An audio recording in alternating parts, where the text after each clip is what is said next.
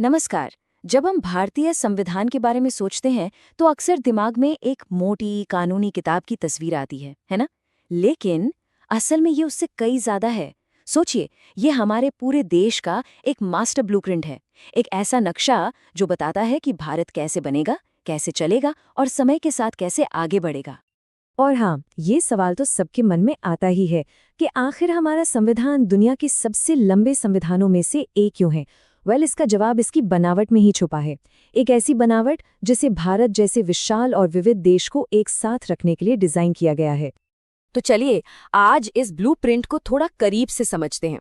हम इसकी रूपरेखा से शुरू करेंगे, फिर नागरिक के अधिकारों और कर्तव्यों पर बात करेंगे, सरकार की पूरी मशीनरी को समझेंगे, केंद्र और राज्यों के रिश्ते को देखेंगे और आखिर में जानेंगे कि इसे एक जीवंत दस्तावेज क्यों कहा जाता है। तो सबसे पहले बात करते हैं इस ब्लूप्रिंट के पहले और सबसे जरूरी हिस्से की, हमारे राष्ट्र की नींव की। इस ब्लूप्रिंट को अलग अलग चैप्टर्स में बांटा गया है, जिन्हें हम भाग या पार्ट्स कहते हैं।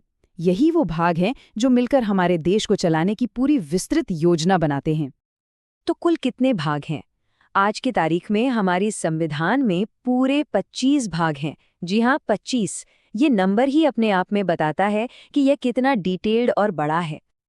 देखिए, किसी भी ब्लूप्रिंट की तरह इसकी शुरुआत भी सबसे बेसिक चीजों से होती है। भाग आई बताता है कि भारत की जमीन कहाँ तक है, यानी इसका भौगोलिक क्षेत्र क्या है। और फिर भाग 2 ये तय करता है कि इस जमीन पर रहने वाला कौन नागरिक कहलाएगा। ये दोनों ही राष्ट्र की नींव के सबसे पहले पत्र हैं। ठीक है, तो नींव रख दी गई। अब बारी आती है उन पिलर्स की जिन पर ये राष्ट्र खड़ा होगा, और वो पिलर्स हैं हम और आप, यानी भारत के नागरिक, हमारे अधिकार और हमारे कर्तव्य। जैसा कि डॉक्टर B.R. अम्बेडकर ने बहुत खूब कहा था, संविधान केवल वकीलों का दस्तावेज नहीं है, ये जीवन का एक माध्यम है।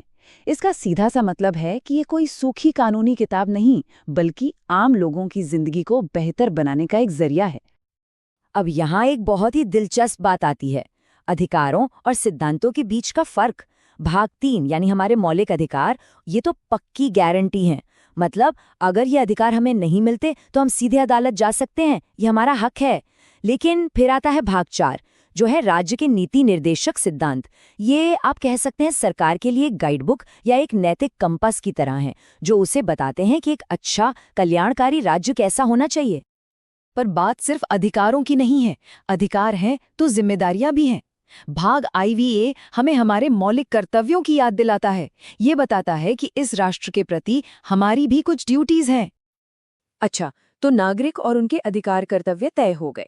अब ब्लूप्रिंट बताता है उस पूरी मशीनरी के बारे में जो इस देश को चलाएगी, यानी हमारी सरकार की संरचना।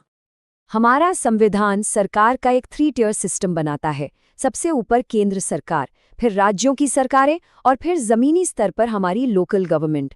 हर लेवल पर शक्तियों का बंटवारा बहुत साफ है, ताकि ये पूरी मशीनरी बिना टकराए आराम से काम कर सके।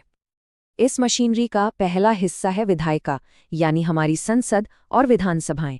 इनका काम देश के लिए कानून बनाना। दूसरा हिस्सा है कार्यपालिका, यानी सरकार और प्रशासन, जो इन बने हुए कानूनों को देश भर में लागू करती है। और तीसरा और बहुत अहम हिस्सा है न्यायपालिका, यानी हमारी अदालतें। इनका काम है संविधान और इन कानूनों की रक्षा करना। यही संतुलन हमारे लोकतंत्र की सबसे बड़ी ताकत है। अब सोचिए, ये जो 3 टियर मशीनरी है, इसे स्मूथली चलाने के लिए केंद्र और राज्यों के बीच एक अच्छा तालमेल होना कितना जरूरी है। हमारा संविधान इसी तालमेल की पूरी रूपरेखा तैयार करता है। संविधान का भाग 11 खास तौर पर इसी सहयोग के बारे में है। ये बताता है कि कानून बनाने, प्रशासन चलाने और पैसे रुपए के मामलों में सेंटर और स्टेट्स कैसे मिलकर काम करेंगे, ताकि देश एक टीम की तरह आगे बढ़े। असल में भारत को राज्यों का एक संघ कहा गया है। ये मॉडल बहुत ही खूबसूरती से राष्ट्रीय एकता और हमारे देश की क्षेत्रीय विविधता के बीच एक बैलेंस बनाता है। और अब आते हैं इस ब्लूप्रिंट की सबसे अनोखी और सबसे जरूरी बात पर। ये कोई पत्थर की लकीर नहीं है, ये एक जिंदा दस्तावेज है जो समय के साथ सांस लेता है, बढ़ता है और बदलता है। हमारे संविधान निर्माताओं ने इसे भविष्य के लिए भी तैयार किया था। भाग XX में संशोधन यानी अमेंडमेंट की प्रक्रिया दी गई है। ये एक ऐसा टूल है जिससे संविधान को वक्त की बदलती ज़रूरतों के हिसाब से अपडेट किया जा सकता है। और इसका सबसे बड़ा सबूत ये है कि 1950 में जब संविधान लागू हुआ था तो इसमें 22 भाग थे और आज बढ़कर 25 हो गए हैं। ये साफ दिखाता है कि हमारा संविधान स्थिर नहीं बल्कि डायनामिक है। और जरा इस नंबर पे गौर कीजिए, 106। ये कोई छोटा मोटा नंबर नहीं है। 2023 तक हमारे संविधान को 106 बार बदला जा चुका है।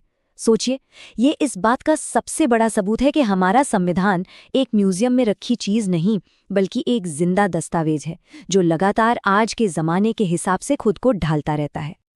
तो कुल मिलाकर भारतीय संविधान सिर्फ एक किताब नहीं बल्कि एक गतिशील ब्लूप्रिंट है। ये हमें एक स्ट्रक्चर्ड प्लान देता है, ये नागरिकों के अधिकार और कर्तव्य तय करता है, एक मल्टी लेवल सरकार की व्यवस्था बनाता है और सबसे ज़रूरी बात, ये समय के साथ खुद को विकसित करने के लिए डिज़ाइन किया गया है। तो आखिर में एक सवाल छोड़ जाते हैं, जैसे जैसे भारत और विकसित होगा हमारे समाज की ज़रूरतें बदलेंगी, तो इस जिंदा दस्तावेज का अगला चैप्टर, अगला भाग क्या होगा, ये सोचने वाली बात है।